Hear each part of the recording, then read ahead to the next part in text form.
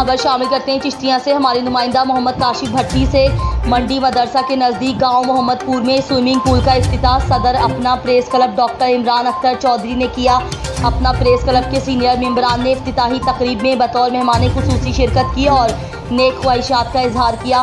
Senior मेंबरान में chairman पीर Bakhtiyar Ahmad Chishti, secretary इत्तलात Asif Bashir, senior नाइब सदर गुलाम मुर्तज़ा जानी, मलिक एजाज महमूद खोकर, नाइब सदर चौधरी वहीद अंजुम और दीगर अहदेदारान ने भरपूर शिरकत की।